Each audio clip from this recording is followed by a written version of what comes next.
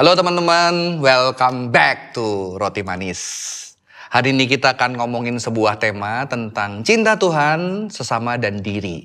Saya akan bacakan satu firman Tuhan dari Matius 22 ayat 38 sampai 39. Jawab Yesus kepadanya, "Kasihilah Tuhan Allahmu dengan segenap hatimu, dengan segenap jiwamu, dan dengan segenap akal budimu. Itulah perintah yang terutama dan pertama. Perintah yang kedua yang sama dengan itu ialah kasihilah sesama manusia seperti dirimu sendiri." Pertanyaannya teman-teman, mana yang lebih dulu? Cinta Tuhan dulu, cinta diri, atau cinta sesama? Biasanya orang Kristen, Tuhan dulu dong, ya kan? Habis Tuhan apa? Nah, ini mulai bingung nih. Diri dulu atau sesama? Ada yang bilang, wah sesama dulu. Tapi ada bilang diri dulu. Biasanya teman-teman Kristen akan mengatakan cinta Tuhan harus nomor satu karena Tuhan pencipta semesta. Sekarang saya tanya begini, cinta papa atau mama dulu? Ini mulai bingung nih orang-orang. Papa atau mama karena yang lebih sayang gue. Teman-teman, kalau saya tanyakan lagi, mencintai Tuhan itu seperti apa? Biasanya teman-teman mulai berpikir, oh cinta Tuhan kayak apa ya? Oh ya, Tuhan suruh aku mencintai dengan mencintai sesama. Jadi mencintai sesama itu mencintai Tuhan atau tidak? Ini masalah yang terjadi teman-teman. Ada seorang ahli yang bernama Marvin Wilson. Dia adalah Christian Jewish Scholars. Seorang ahli Yahudi Kristen. Dia membagi logika menjadi dua. Satu, step logic. Atau logika berurutan yang berasal dari pemikiran Yunani. Logika berurutan kayak gini teman-teman. Ketika saya kasih angka 1 sampai 10, saya acak di papan tulis. Dan saya minta teman-teman lakukan sesuatu, apa yang dilakukan? Jawabannya biasanya diurutin. Mulai dari 1 sampai 10. Padahal saya minta melakukan terserah. Kenapa nggak dipadanin 1 sama 3, 2 sama 4? Atau dari 12 dulu ke 1. Ya, step logic adalah logika berurutan. Dan kadang-kadang kita membaca Alkitab menggunakan logika berurutan. Maka ketika ditanya cinta Tuhan sesama diri dulu, kita jawab Tuhan dulu nomor 1, nomor 2, nomor 3. Berita yang baik adalah Alkitab tidak dituliskan hanya dengan step logic. Alkitab dituliskan dengan pemikiran Ibrani yang ada namanya block logic. Ya, pemikiran Ibrani yang dekat dengan timur karena Alkitab ancient near east, timur dekat kuno. Dan block logic akan berbeda karena di dalam block logic itu bisa terjadi dua-duanya. Ya, kita bisa sedih di saat yang sama kita bisa senang. Ya, kita bisa bahagia tapi kita sedih. Saya kasih contoh, kita menang lomba. Dan kita bahagia banget, tapi kita menangis. Kenapa? Karena mungkin kita berpikir, waduh gak ada papaku udah berpulang. Coba waktu aku menang ini, aku bahagia banget. Tapi di saat yang sama aku jadi ingat papaku. Jadi di situ ada dua hal yang sepertinya bertentangan bisa bersama. Jujur ketika membaca ayat ini saya jadi tersadar ya. Terutama ketika belajar bela diri teman-teman. Pertanyaannya tangkis dulu atau pukul dulu? Ada yang bilang pukul dulu supaya nggak kena pukul. Ada yang bilang tangkis dulu. Tapi ada satu ilmu bela diri yang tangkis sama mukul barengan. Ya. Maka kenapa tidak kita bisa melihat bahwa ayat ini cinta Tuhan sesama diri seperti cinta papa mama yang harus sama-sama.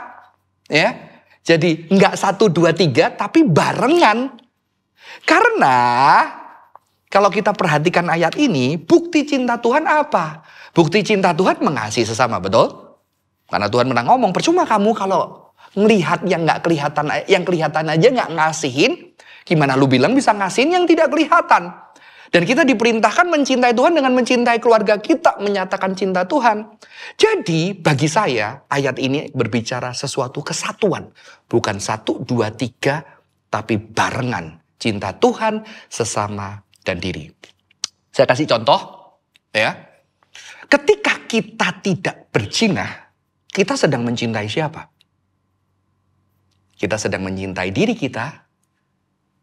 Karena ketika kita berzina, kita sedang menyakiti orang-orang di sekitar kita, pasangan kita, anak kita, keluarga atau pasangan orang yang kepadanya kita berzina, mereka tersakiti dan pasti kecewa dan pasti tidak baik sikapnya terhadap kita, betul?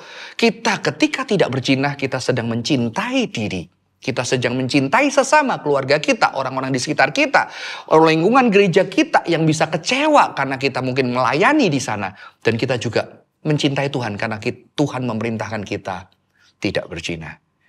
Jadi saya berubah ketika melihat ini, karena dulu saya diajarkan ya, kalau hukum perintah Tuhan 1 sampai 4 mengasihi Tuhan. 5 sampai 10 mengasihi sesama. Saya bertanya mengasihi dirinya yang mana ya. Jadi bagi saya sekarang 1 sampai 10 dasatita, 10 perintah Tuhan, mengasihi Tuhan.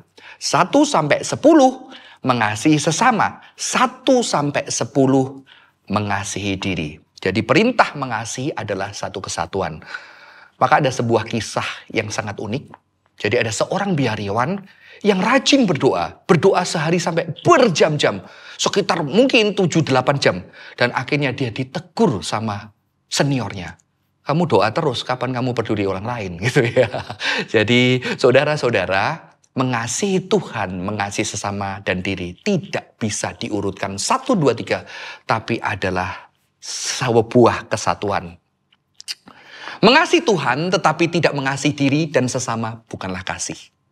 Mengasihi diri tetapi tidak mengasihi sesama dan Tuhan bukanlah kasih. Mengasihi sesama tetapi tidak mengasihi diri dan Tuhan bukanlah kasih. Karena kasih adalah kesatuan. Jadi omong-omong orang yang mengatakan dirinya mengasihi Tuhan, rajin melayani, tapi anaknya nggak pernah diurusin, dirinya nggak pernah diurusin, sampai nggak larut malam terus pelayanan di gereja, Anda sedang tidak mengasihi Tuhan. Karena Tuhan juga mau Anda mengasihi diri dan sesama.